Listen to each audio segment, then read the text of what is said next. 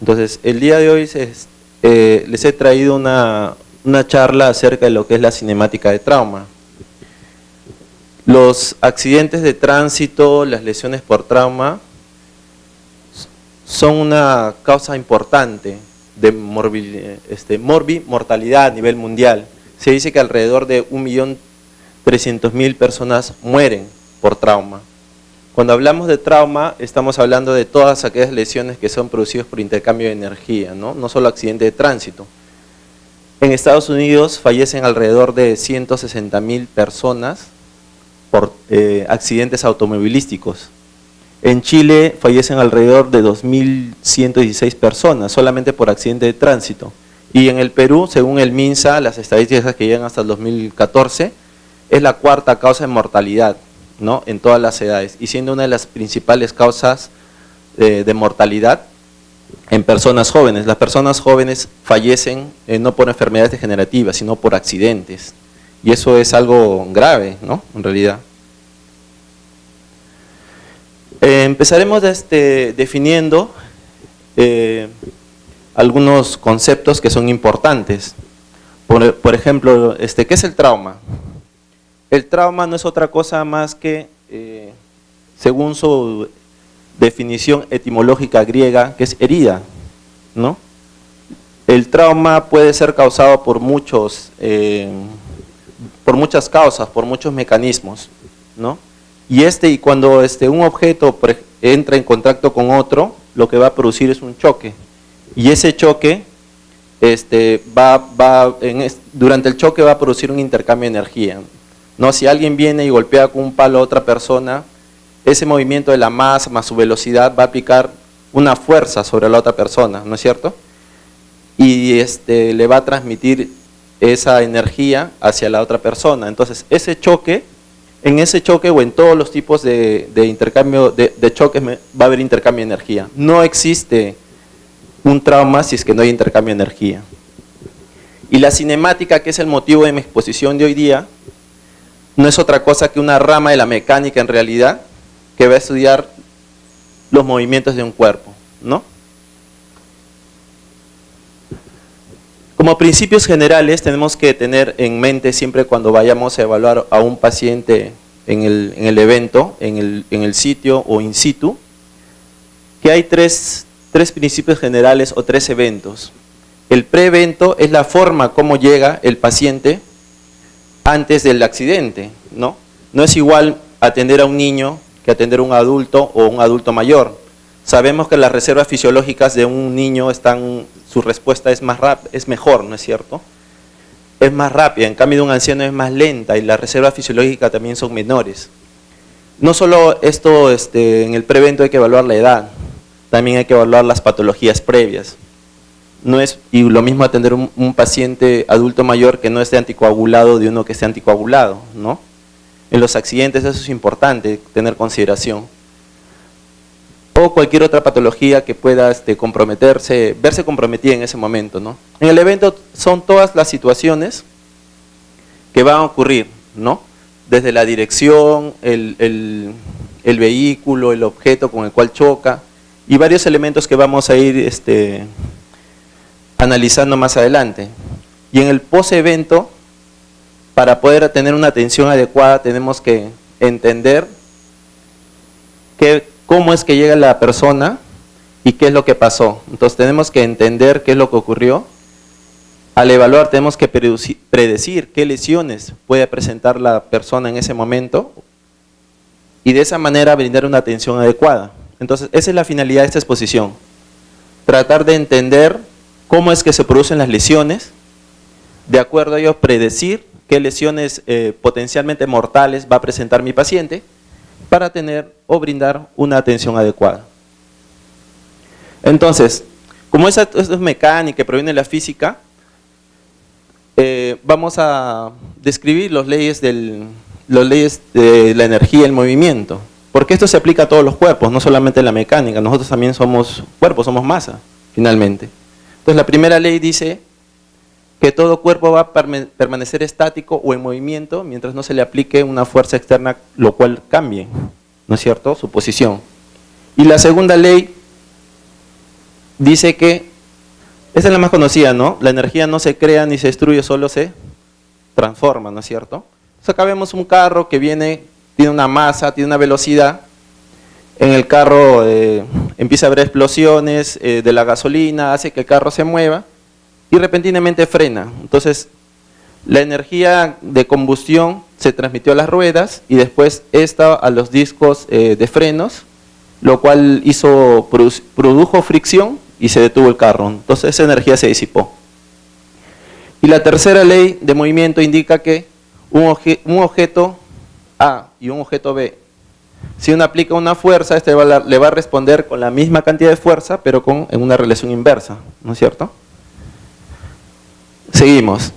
Entonces, acá vamos a hacer un pequeño análisis para entender el intercambio de energía. Ya dijimos que en todo choque hay intercambio de energía. Si un carro se choca con un árbol, hay intercambio de energía. Si una persona recibe un golpe, hay intercambio de energía. Y la energía es una ecuación que está en función de la masa. A mayor masa va a haber mayor energía. Pero esta es directamente proporcional, pero si la velocidad aumenta, esta es exponencial. No es lo mismo chocarse un carro a 50 kilómetros por hora que chocarse a 100, ¿no es cierto? La energía va a ser exponencialmente superior, ¿no? Entonces, entendiendo esto, a mayor velocidad de los autos, mayor intercambio de energía y mayor probabilidad de ¿qué? De lesiones, ¿no? La densidad está en función del cuerpo. Se dice que la densidad se define como el número de partículas por cada espacio. No es lo mismo, por ejemplo, golpear una almohada que golpear un ladrillo, ¿no es cierto? Es igual, los pulmones tienen una densidad, el hígado tiene otra densidad y el hueso tiene otra densidad. Entonces, el intercambio de energía en los cuerpos que tienen una menor densidad va a ser menor porque se va a disipar, porque no están juntas las moléculas. Y el área de contacto también, no es lo mismo golpear con un bate que con una tabla, ¿no es cierto? Y la cavitación, ¿qué es la cavitación? La cavitación es un fenómeno en el cual al aplicar una fuerza sobre un cuerpo, sobre el cuerpo en este caso de la persona, esta se va a deformar, o sea, va a entrar en contacto el objeto, va a mover las partículas hacia alrededor de una manera distante y este puede regresar. Si regresa la cavitación, es transitoria nada más y no es permanente. Un ejemplo, un boxeador le golpea al otro, acá en el abdomen. La fuerza de elasticidad, o la primera fuerza va a aplicar, va a formar una cavitación, ¿no es cierto? Pero como el cuerpo tiene elasticidad, va a regresar. Entonces se formó una cavitación nada más, pero fue temporal. Pero en cambio, si golpeamos un bate, este cilindro, la cavitación va a ser permanente. Lo mismo ocurre con los proyectiles, con las balas. Una persona recibe una bala, hace una herida penetrante y va a formar una cavidad, ¿no es cierto? Porque va a mover todas las moléculas dentro del cuerpo y va a producir una lesión. No solamente en el área que penetra, sino alrededor. Entonces, eso produce lesión. Entonces, si la fuerza es, digamos, pequeña, va a producir un trauma contuso, y si es mayor, vence la resistencia del cuerpo, va a producir un trauma penetrante. Entonces, el trauma penetrante, va a depender de varias cualidades, digamos, ¿no? Varias características. Por lo cual uno va a tener que hacer una evaluación de la escena. Por ejemplo, si uno va a abordar una persona que se ha impactado o se ha chocado, uno tiene que evaluar la dirección del impacto, ¿no? Uno llega a la escena y ve un carro que se ha chocado de manera frontal. Entonces uno dice, no, la energía ha venido de la parte frontal, ¿no es cierto? Se ha chocado el carro. Entonces, uno tiene que mirar el daño del vehículo para ver el grado de deformación y a su vez el daño interno del vehículo, porque es ahí donde la parte externa va a ingresar al área de donde está la persona y va a producir daño. Acá tenemos una imagen donde se ve una persona que no tiene cinturón de seguridad, ¿no? Inicialmente el primer impacto ha sido en la zona frontal, la segunda es del habitáculo, va a golpear, en este caso el timón, va a golpear a la persona, ¿no? Y hay un tercer daño donde los órganos internos van a seguir moviéndose y se van a golpear también. Entonces, ese movimiento puede producir o estas fuerzas de impacto pueden producir dos daños. Uno que es de desgarro y el otro de compresión. La compresión es lo que estamos viendo, ¿no es cierto? El timón va a comprimir los órganos abdominales contra las vértebras y va a comprimir y van a producir daño. Y el desgarro, miren, cuando una persona va manejando y frena repentinamente, el cuerpo se va hacia adelante, ¿no es cierto? Los órganos están fijos por pedículos, al mesenterio o por las arterias y las venas. Como esta masa tiene el pedículo, va a seguir yéndose adelante y el pedículo está adherido, entonces ¿qué va a pasar? Se va a estirar, ¿no es cierto? Se va a estirar y se va a lesionar. Estas lesiones son lesiones por desgarro. Entonces, ¿cuáles son los órganos que realmente se desgarran? El vaso, el hígado, los intestinos. Entonces, uno tiene que analizar desde que llega a la escena, tiene que analizar la forma como se impactó, los daños externos, internos, y también de qué por qué lado fue el choque, ¿no? En este caso, podemos tener la colisión del vehículos automotores o por motocicleta. Y los impactos pueden ser variables, ¿no? Puede ser frontal, traseros, laterales, rotacionales y también las volcaduras. En el impacto frontal vamos a tener las siguientes lesiones, ¿no? Ya dijimos que hay un primer impacto que es del carro contra el objeto que lo ha detenido, que puede ser otro carro, un árbol, del habitáculo o el timón hacia la persona y de los órganos internos también que van a golpear contra las paredes, ¿no es cierto? Si una persona va a baja velocidad, la persona tiende y frena repentinamente o se choca, tiende a golpearse hacia abajo. Y si la velocidad sobrepasa los 50 kilómetros, tienden a golpearse hacia arriba. Pueden golpearse en el parabrisas o hacia el techo. Entonces, hay que tener varias consideraciones. Si uno ve un golpe acá o roto acá, es porque la cabeza se ha golpeado y eso implica lesiones a nivel de la cabeza. Si ve lesiones acá en el habitáculo que está roto, es porque la rodilla se ha metido ahí, ¿no es cierto? Cuando el carro frena, lo primero que entra en contacto con la persona es la rodilla. Y la rodilla, si es que se detiene a nivel inferior en la tibia, el fémur va a seguir avanzando. Si yo detengo acá mi tibia, ¿qué pasa? El fémur sigue avanzando, ¿no es cierto? Y eso puede provocar una luxación. Y nosotros en la parte posterior de la rodilla tenemos una arteria muy importante que se llama la arteria poplitea. La arteria poplitea se puede lesionar y puede producir una trombosis o una isquemia, ¿no? Lo otro, si es que golpean el fémur, puede fracturar el fémur o puede fracturar el acetábulo. En el timón si golpea acá en el tórax, puede fracturar las costillas, puede lesionar también el pulmón. Ustedes han visto cuando inflan una bolsa de papel y luego la comprimen, ¿qué pasa? Se revienta, ¿no es cierto? Se dice que antes de los accidentes muchas personas inspiran profundamente al recibir el impacto. Entonces tienen los pulmones llenos de aire. Entonces cuando impacta el timón con el pecho y tiene la glotis cerrada, lo que va a producir es el fenómeno de estallamiento de papel. ¿Se entiende, verdad?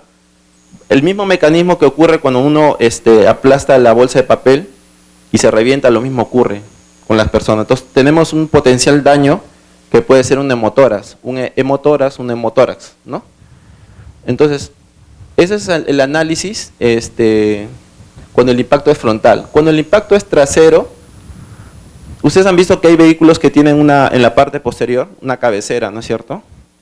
Si uno está detenido y viene un carro hacia atrás y lo golpea, va a ser este fenómeno.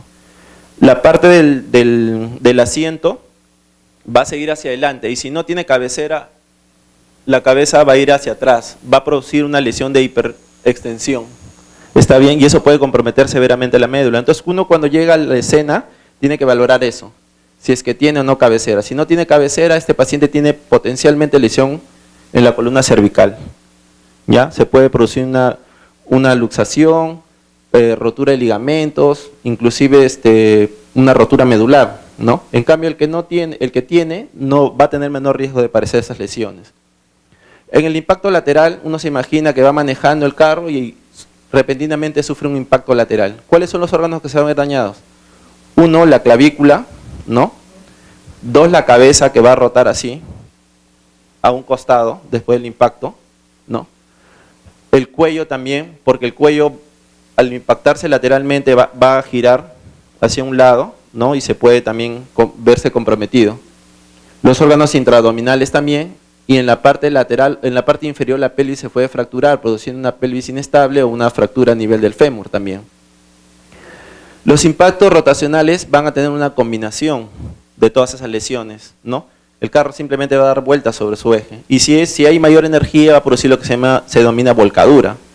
Hace algunos meses hemos tenido un accidente trágico acá en el Pasamayo, donde venía un ómnibus lleno de personas y un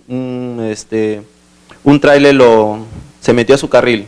Entonces el vehículo fue al precipicio. ¿Y qué ocurrió? El fenómeno de volcadura. Entonces, después en la evaluación de la escena se encontró que la mayoría, por no decir nadie, tenía cinturón de seguridad. Entonces, ¿qué fenómeno va a haber? Que la persona puede salir disparada, que pueda golpear al que está al costado, ¿no? Y van a producirse todos estos fenómenos, una combinación de todo esto. Entonces, en la volcadura de un carro, la mortalidad es altísima. Y ya estamos viendo por qué, ¿no? Los impactos por motocicletas también se puede evaluar de varias maneras, ¿no? El impacto de cabeza, cuando la persona frena repentinamente, se choca, va a salir disparada. O puede salir disparado o puede golpearse inicialmente con el manubrio, comprometiendo bien en la cabeza, el tórax, la pelvis, y si se queda en la parte donde se pisan o se cogen, va a producir lesiones también acá a nivel del tobillo. La mortalidad en realidad en los pacientes con choques motocicletas es altísima, más si no utilizan casco, ¿no? Yo, por ejemplo, he vivido años en Iquitos y a pesar de que las personas hay una ley que obliga a tener casco, nadie anda con casco. Y de ahí una de las principales causas de mortalidad es los accidentes de tránsito, precisamente, ¿no? Entonces, si tenemos un impacto frontal, como ya dijimos, ¿qué es lo que vamos a encontrar? Un volante deformado, huellas de rodillas impresas en el tablero, rajaduras. Entonces, todas estas lesiones pueden haber. La idea de que cuando uno va a evaluar la escena, va a ver qué es lo que ha ocurrido para poder atender adecuadamente al paciente, tiene que pensar que hay estas lesiones. Porque estas lesiones, por ejemplo, un neumotórax, una disección aórtica, una contusión miocárdica pueden ser fatales. Entonces, si uno tiene el conocimiento, va a poder atender bien a esos pacientes. Y esa es la idea de esta exposición, y esa es la idea, en realidad, de todo el curso, ¿no? La finalidad, de que podamos atender mejor a nuestros pacientes, capacitándonos, ¿no? Entonces, las lesiones que pueden poner acá en peligro la vida, uno es un tórax inestable, un neumotórax, una disección aórtica. ¿Por qué se produce una disección aórtica en un impacto frontal? Sabemos que la aorta nace en una aorta ascendente, un arco aórtico y una aorta descendente. La aorta descendente está fija hacia la pared posterior por ligamentos, en cambio el arco y la parte ascendente no. Entonces, ¿qué va a pasar? La parte fija se va a quedar y la parte que está flotando, digamos, que no está adherida, se va a ir hacia adelante. ¿Entienden? Se va a doblar y puede producir desgarros, aneurisma, y puede la persona fallecer en ese momento. En realidad, cuando hay compromiso de la aorta, dice que la mortalidad llega al 85%. Entonces, en el impacto lateral también, ¿no? Se puede ver comprometido el tórax, un neumotórax, o una rotura diafragmática, ¿no? En el impacto posterior hay que inmovilizar inmediatamente a nuestro paciente. Así no veamos nada. Tenemos que imaginarnos que el paciente se ha comprometido la región cervical. Yo he visto pacientes que los traen sin collarines y en un momento que llegaron bien al rato están parapléjicos o cuadriplégicos. Entonces, con lo que estamos aprendiendo hoy día sabemos que debemos tomar esas precauciones. Entonces, la eyección, a veces cuando el paciente puede salir disparado por el parabrisas porque no tiene un cinturón de seguridad, y las lesiones también, la mortalidad se acerca al 75%, ¿no? Y los peatones también, en el peatón va a depender del tamaño de la persona, del tamaño del vehículo. No es lo mismo que te atropelle un auto sedán o un taxi que te atropelle un camión, ¿no es cierto? O una van. Entonces, en este caso, en esta figura, estamos viendo un automóvil que golpea a un adulto. Entonces van a haber tres momentos. El momento en que golpea los miembros inferiores, por inercia la persona se va a ir hacia la parte del parabrisas, se puede golpear el abdomen, el tórax, la región cervical o la cabeza. Y cuando termina de frenar el auto lo va a expelir, produciéndose más lesiones. Entonces, si uno se acerca a evaluar el sitio y ve golpeado acá, ve una roto el parabrisas y ve en el piso, ya suponemos qué tipo de lesiones pueden haber, ¿no es cierto? En las lesiones en los peatones, en los niños es distinto, a ellos el compromiso es más alto. Puede haber compromiso pelvis, abdomen, cabeza, ¿no? En un primer momento y en un segundo momento los compromisos pueden ser variables. Entonces, después de haber analizado esto, vamos a ver cuáles son los efectos regionales, ¿no? Ya les adelanté un poco, pero vamos a repasar. Entonces, cuando yo voy y veo en un carro esta mancha de sangre en el parabrisas, ¿qué pienso? Uno es que la persona no tenía cinturón de seguridad, ¿no es cierto? Dos es que la velocidad era mayor de 50 kilómetros por segundo, entonces el paciente fue expelido hacia adelante, se golpeó. Entonces, va a ocurrir este fenómeno. La persona se va a golpear en el parabrisas y puede producir una hemorragia, fractura, hematomas que pueden poner en riesgo la vida del paciente. Y no solo eso, se va a ir hacia adelante y el cerebro, como está sobre el líquido cefalorraquídeo, va a haber un golpe hacia atrás, ¿no? Y puede haber contusiones en la región occipital también. En los adultos mayores, como hay atrofia cerebral, va a haber venas, ¿no? Y va a haber un mayor espacio acá y esas venas tienden a distenderse y a romperse más fácilmente. Entonces ellos hacen hematomas sudorales, ¿no? En el cuello ya dijimos que en el trauma contuso pueden haber compromiso a nivel cervical, pueden haber fracturas en cuña, pueden haber dislocaciones, ¿no? O compresiones anteriores. En el tórax ya mencionamos que puede haber fracturas, puede haber el fenómeno de rotura de bolsa, ¿no? Que ya mencionamos, hemoneumotórax, que pueden poner peligro la vida de la persona. Yo le quisiera hacer una pregunta, a ver quién sabe. ¿Cómo yo, mirándolo al paciente, puedo saber que tiene neumotórax? ¿Alguien sabe? Un neumotórax a tensión, severo, grave, que pueda fallecer la persona. Generalmente cuando hay un neumotórax, el tórax se abomba. ¿Ya? Entonces va a ver que un tórax es anormal y está abombado.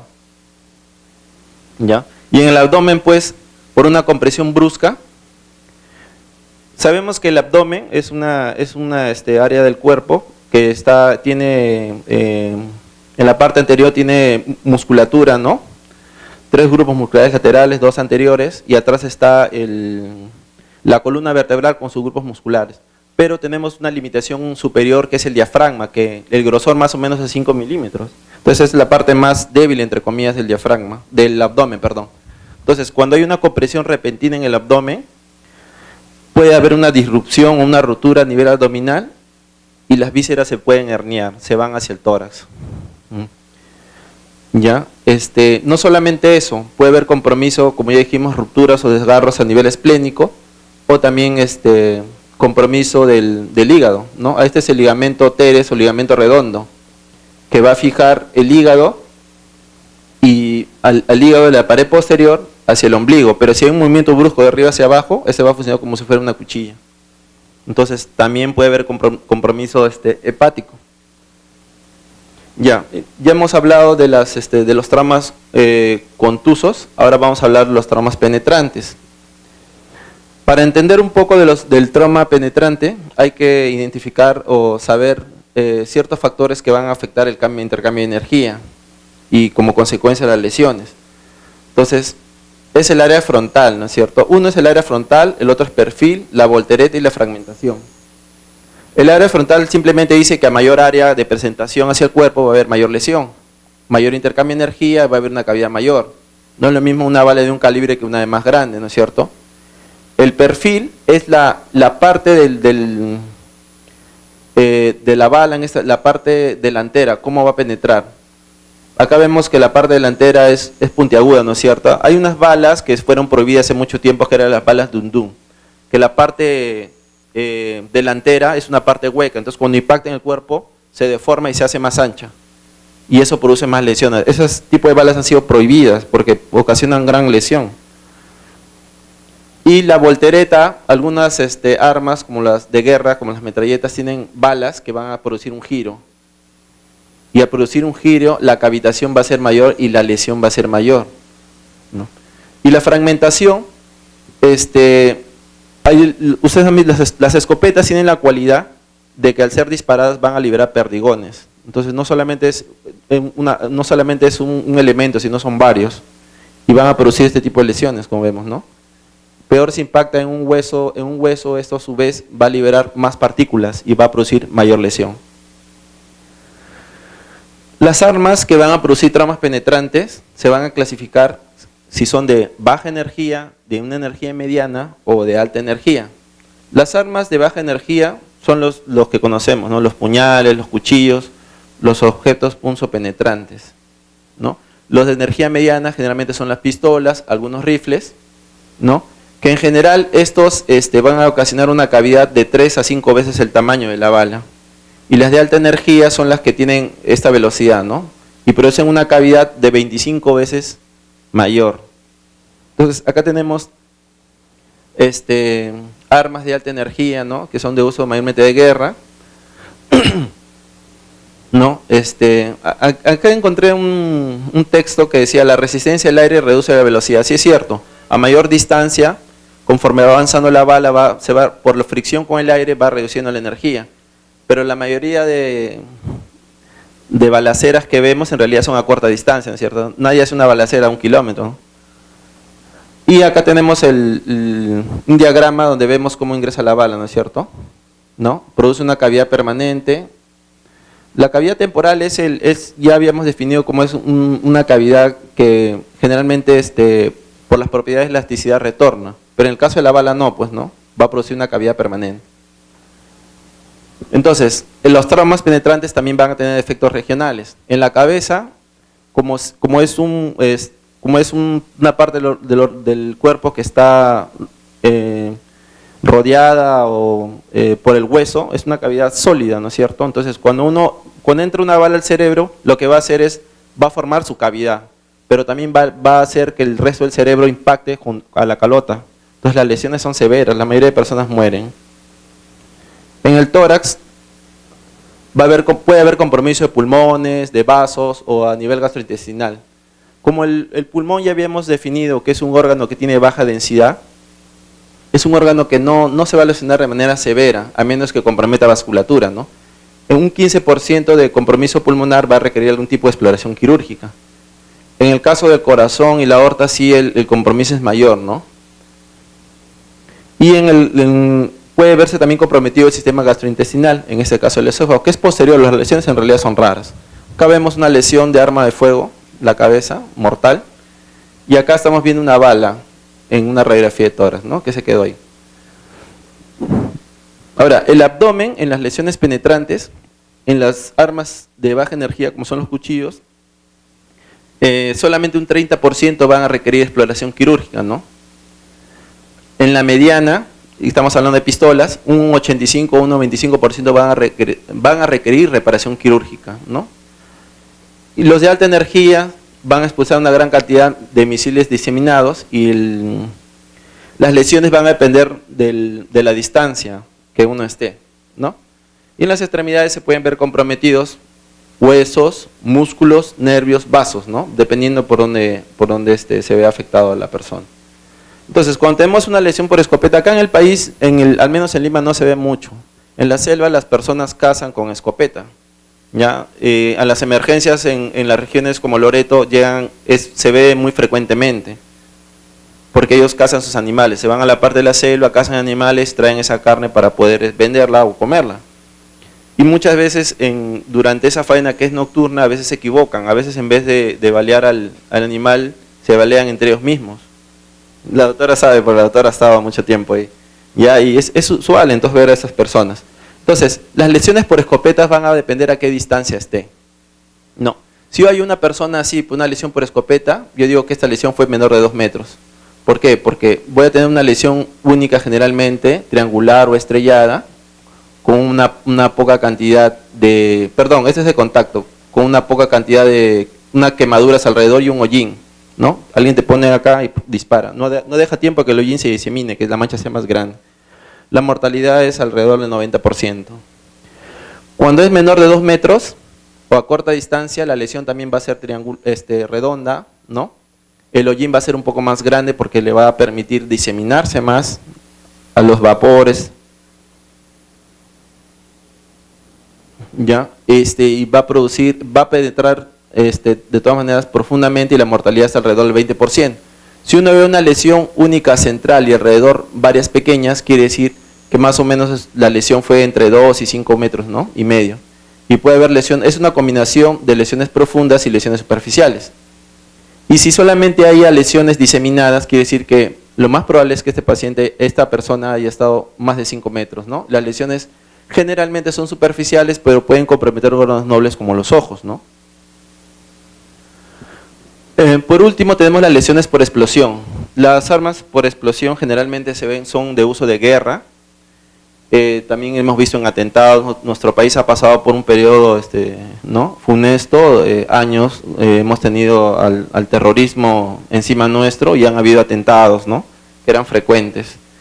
Entonces, cuando uno recibe la noticia, lo llama y dice, no, tienes que ir a ver porque había una explosión.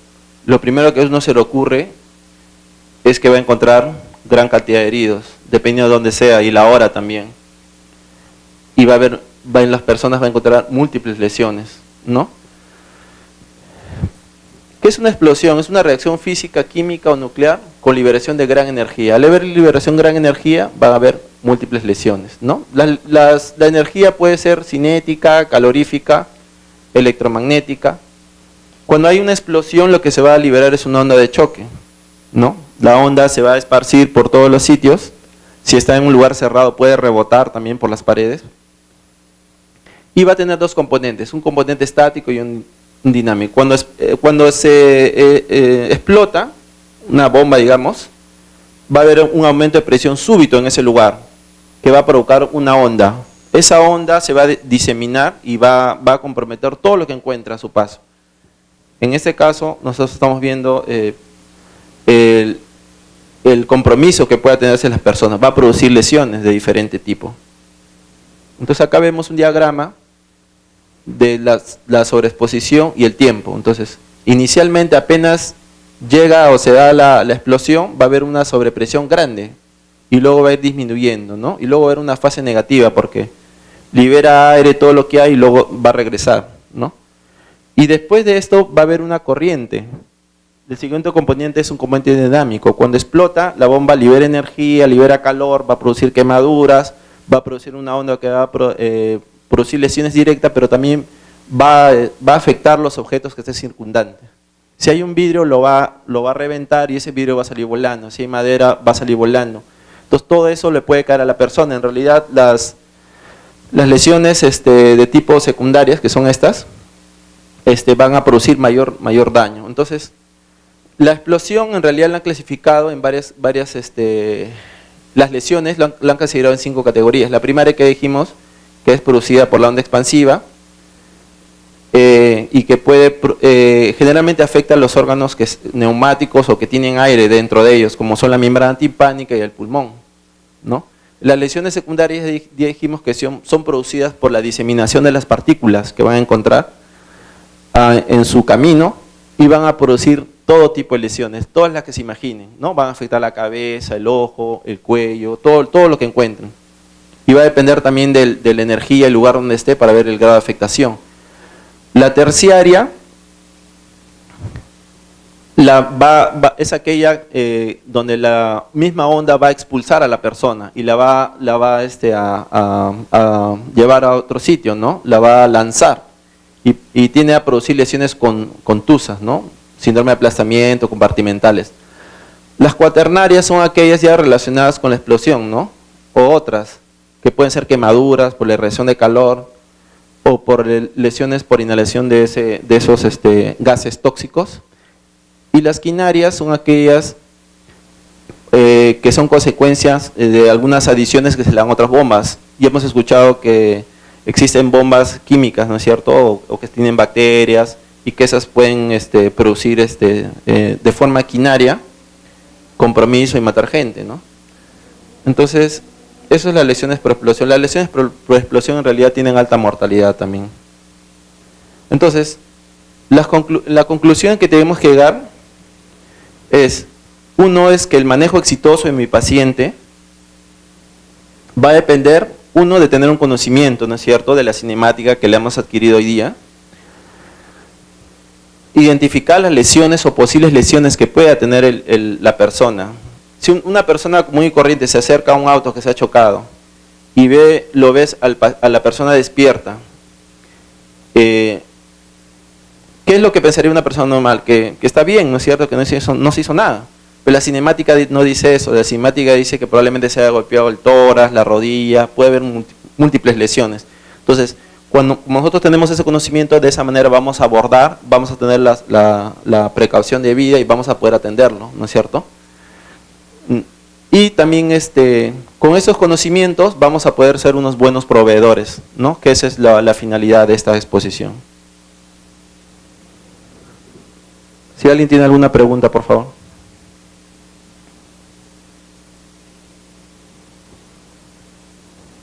Hasta que se vayan animando a preguntar, quisiera hacer un comentario. Uno cuando empieza a ver los autos, la mayoría de autos, por ejemplo, no tienen airbag, ¿no? Las personas no utilizan cinturón de seguridad. Cuando lo ven al policía jalan su cinturón de seguridad y se lo ponen, que es lo que todo. Los buses, nadie obliga a nadie a tener cinturón de seguridad. Nadie viaja en un bus con cinturón de seguridad, ¿no es cierto? Los pocos carros que tienen airbag tienen solamente frontales. Hay otros más escasos que tienen laterales. Entonces, realmente estamos en una situación en que, a pesar de que hay una legislación, esa no se está cumpliendo, ¿no? Por eso es que día a día hay una gran cantidad de pacientes que llegan a nuestras emergencias o que nosotros vamos a tener que ir a atenderse, algunos de acá de prehospitalario, ¿no? Entonces es menester, uno, tratar de educar para empezar a las personas la necesidad que hay. Ya estamos viendo que el hecho de que no tengas cinturón de seguridad puede salir expelido, ¿no es cierto? El cinturón de seguridad se dice que ha disminuido la mortalidad en un 45%, ¿no? Y las probabilidades de muerte también las disminuye. Entonces, a nosotros nos sirve, uno, o tenemos un compromiso, uno, educar a las personas, y dos, tener el conocimiento necesario para poder atender a nuestros pacientes, ¿no? ¿Alguien tiene alguna pregunta? ¿Ha quedado claro todo?